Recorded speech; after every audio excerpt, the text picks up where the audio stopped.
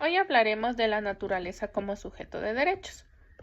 En el año 2008, Ecuador hizo historia al ser el primer país en reconocer explícitamente a la naturaleza como sujeto de derechos en su constitución. Esto significa que ríos, bosques, montañas, ecosistemas completos pueden exigir a través de los seres humanos su protección, restauración y respeto. Ahora, ¿pero cómo se aplica esto en la práctica? ¿Cómo ha interpretado la Corte Constitucional este mandato revolucionario? Pues bien, hoy hablaremos y revisaremos dos casos claves que han definido el alcance de los derechos de la naturaleza, como es el caso del río Vilcabamba y el caso del bosque protector Los Cedros. Pues bien, voy a poner en contexto los dos casos. Primero, el del río Vilcabamba, ubicado en la provincia de Loja. Es una corriente que atraviesa una zona donde coexisten áreas rurales, agrícolas, turísticas, entre otras. En el año 2011, el gobierno provincial de Loja realiza una obra de ampliación vial en el sector entre Vilcabamba y Yangana. Esta obra genera una gran cantidad de residuos, los cuales no son manejados de una manera correcta y se los tira al río Vilcabamba. Pues bien, los ciudadanos Richard Frederick y Eleanor Ann interpusieron una acción de protección en contra del gobierno parroquial de Loja, en donde se daba a conocer que las autoridades provinciales estaban generando daño a este río, ya que se estaba causando varias afectaciones como la reducción y obstrucción del caudal del río, el incremento de riesgo de inundación, erosión acelerada de las orillas, afectación a la fauna y flora, entre otros. Este caso se convirtió en un hecho relevante, ya que fue el primero en donde se reconocía los derechos totales de la naturaleza a través de un medio judicial. Segundo, hablaremos del bosque protector de Los Cedros, que está ubicado en el cantón Cotacachi, provincia de Imbabura. Es una zona de bastante diversidad donde existen varias especies en peligro de extinción. Este bosque fue reconocido como bosque protector en el año 1989, lo que le otorga, como bien lo dice, un estatus legal. A pesar de este estatus, en el año 2017 se inicia una acción de protección hacia el Ministerio de Minería y el Ministerio de Ambiente, en donde ellos otorgaron concesiones mineras a la empresa estatal Enami EP, que es una asociación canadiense. Pues bien, esta empresa lo que hacía era una exploración minera dentro del bosque, lo cual no estaba permitido al ser un bosque protector. Este caso se vio relevante ya que Ecuador, al ser un país de bastante flora y fauna, se estaba viendo afectado. En este caso no solo se hablaba del bosque, sino de un ecosistema completo en donde existían varias especies que estaban en peligro de extinción y que debían ser protegidas por la ley. Ahora haremos un análisis jurídico, explicando cómo la naturaleza es sujeto de derechos según la Constitución del Ecuador, qué derechos tiene y 3 semejanzas y 3 diferencias con otros sujetos de derecho aquí en el Ecuador. Como ya lo dije, en la Constitución del 2008 se crean artículos en donde se garantiza los derechos de la naturaleza. Estos artículos se encuentran en el capítulo 7 de la Constitución en los artículos 71, 72 y 73. Les voy a dar a conocer el artículo 71, 72 y 73. Primero, el artículo 71. La naturaleza o Pachamama donde se reproduce y realiza la vida tiene derecho a que se respete íntegramente su existencia y el mantenimiento y regeneración de los ciclos vitales de estructura, funciones y procesos evolutivos.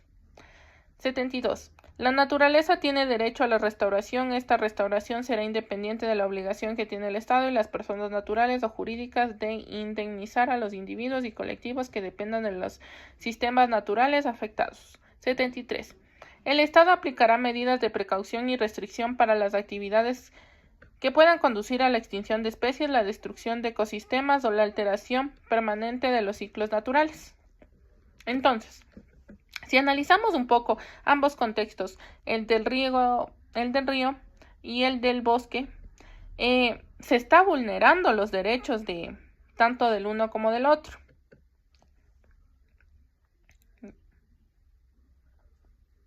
Ya. Vamos a hablar de las semejanzas que la naturaleza tiene con otros sujetos de derecho. Primero, la naturaleza, al igual que otros sujetos de derecho, puede ser representada ante una autoridad. También tiene titularidad jurídica claramente reconocida por la Constitución. Sus derechos son justificables. Esto quiere decir que pueden exigirse ante los tribunales. Ya.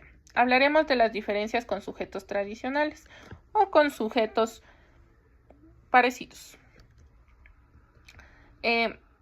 La diferencia es que ésta no puede actuar por sí misma, necesita de terceras personas que representen esto para poder hacer un efecto legal.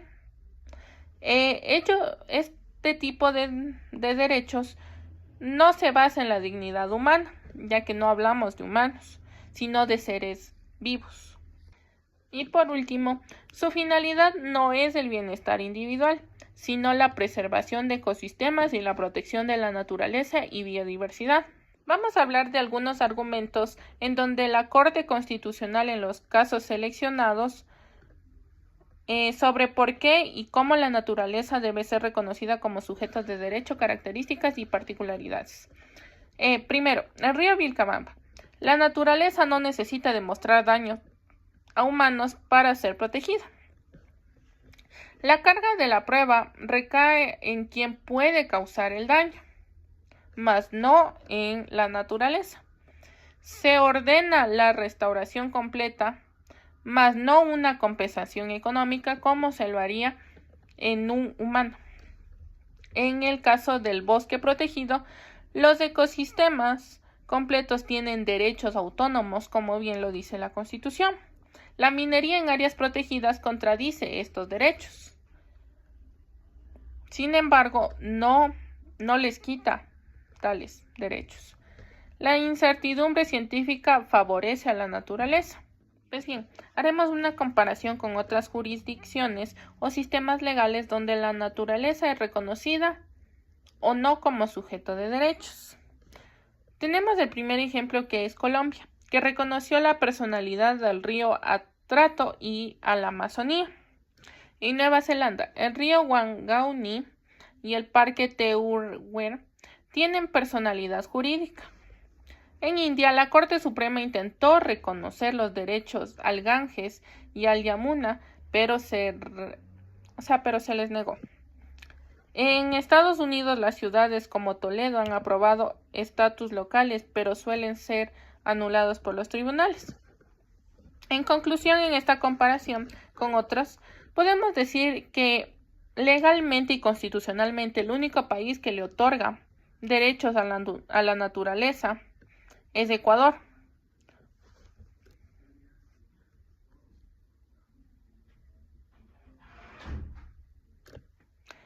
Ahora hablaremos de las implicaciones legales y prácticas de esta jurisprudencia en el reconocimiento como sujeto de derecho a la naturaleza. 1.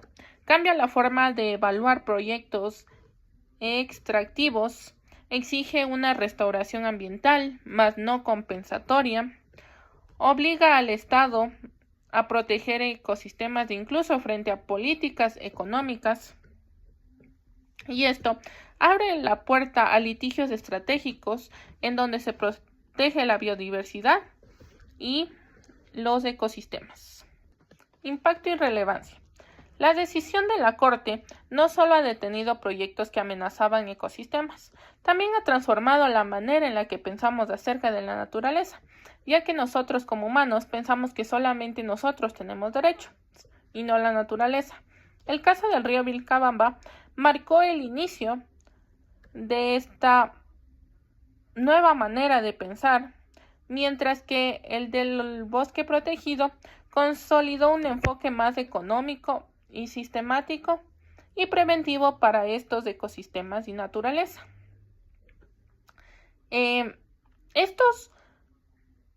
Estos tipos de fallos a la naturaleza han alentado a comunidades y hasta a la ONG a proteger estos derechos, así como se protegen los derechos de un humano, ya que es muy importante que la naturaleza esté bien para nosotros estar bien. En conclusión, los derechos de la naturaleza en Ecuador no son solo un ideal, sino son un marco jurídico que redefine el pensamiento y clasifica la justicia ambiental.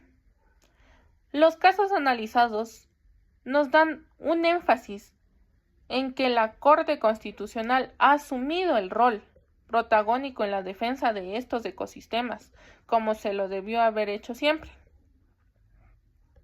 sembrando precedentes que a lo largo de nuestras vidas, mientras la naturaleza también esté con nosotros, podrían influir no solo en nuestro país como ya lo es, sino también podría expandirse a otros países y así poder proteger nuestro bienestar. Todavía nos faltan desafíos enormes para su cumplimiento, pero estos dos casos que les acabo de resumir y presentar son un gran paso histórico para una nueva forma de convivencia con el planeta.